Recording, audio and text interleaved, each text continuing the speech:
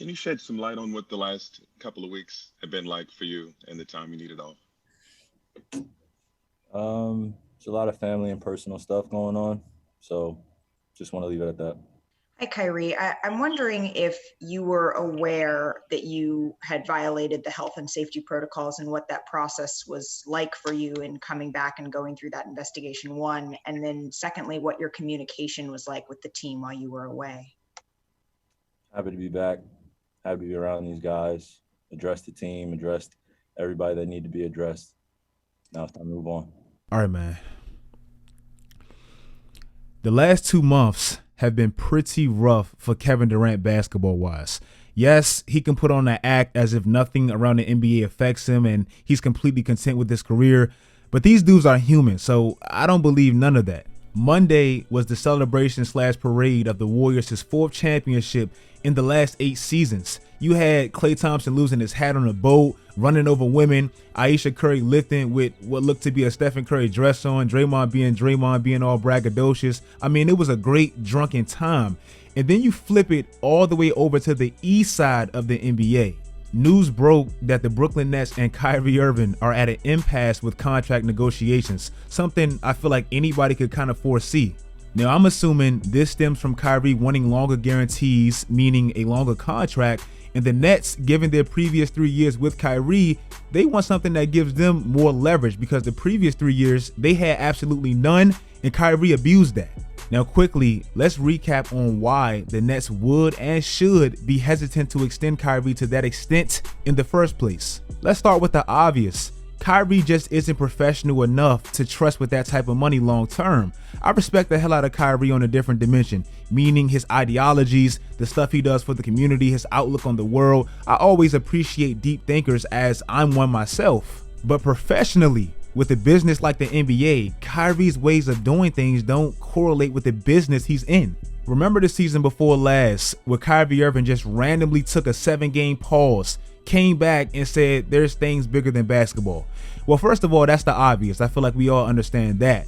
But in no job, business, corporation could you ever just leave for 7 days without the people paying you being on the same page as to why you left for 7 days. That's what I mean by Kyrie flexing his leverage and the Nets having absolutely none. They couldn't do nothing about that. I still believe the Nets going out and getting James Harden was directly correlated to Kyrie Irving. Sure, they had talks prior to Kyrie Irving having that absence and all that about getting James Harden, but Kyrie's absence and his sporadic behavior, that put him over the top where they felt like they absolutely had to. They needed that insurance. People question Kyrie's love for basketball, and I think that's 1000% legitimate. One thing you have to remember about that specific situation, he missed those 7 games and went AWOL pretty much for those 7 games. Prior to that, the season opened and he played 6 games. Prior to that, remember, he only played 20 games in the 2019-2020 season. So that means the last time he played basketball was February 1st, 2020. You would think someone that's missed that much time of basketball wouldn't be so willing to miss more time of basketball if they don't have to.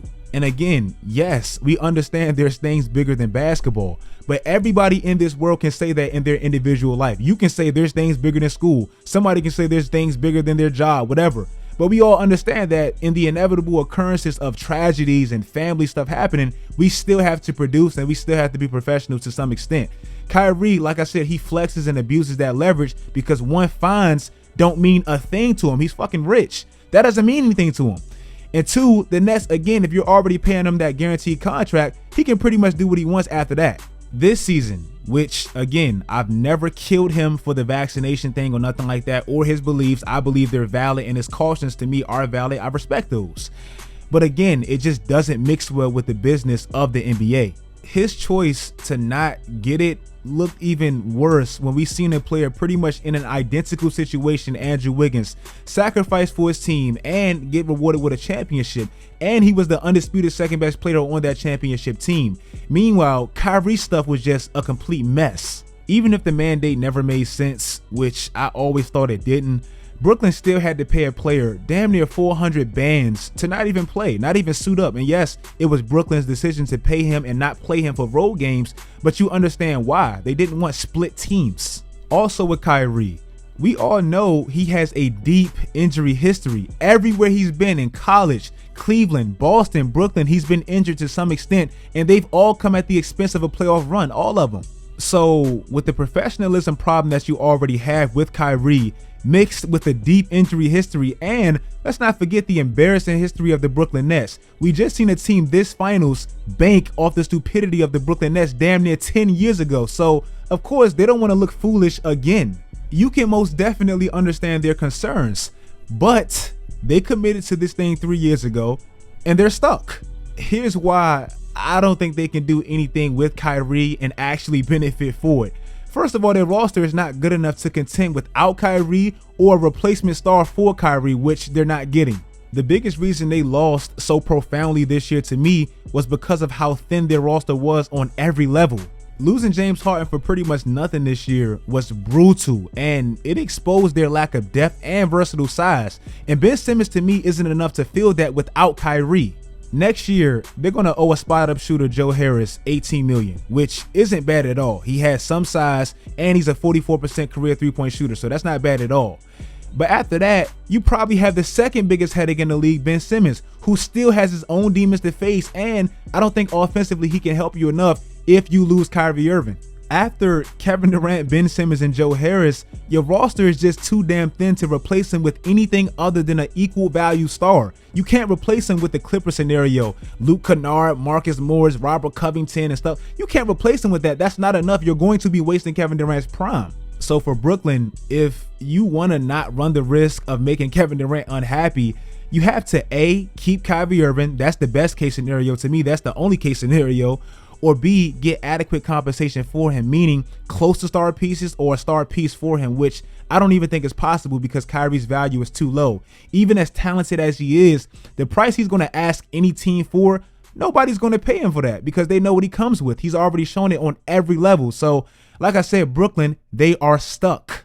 The Lakers, Russell Westbrook, Kyrie Irving trade scenario is just hilarious to me. I would love for it to happen, but it's not even possible. That would be the Nets going from low value, expensive, but good Kyrie Irving to lower value, even more expensive and not so good for championship contention Russell Westbrook. Why the hell would somebody ever do that?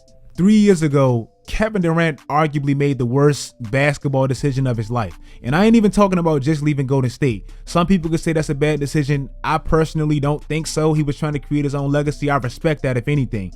I'm talking about trusting and pairing up with Kyrie Irving. Now you're stuck with Kyrie and Ben Simmons, the two biggest headaches in the league. Like, damn, bro, that's tough. If you guys like this video, make sure you like this video. Make sure you turn on post notifications and subscribe if you are new. Follow my social media sites. Do all that great stuff, guys. And until next time, as always, stay tuned.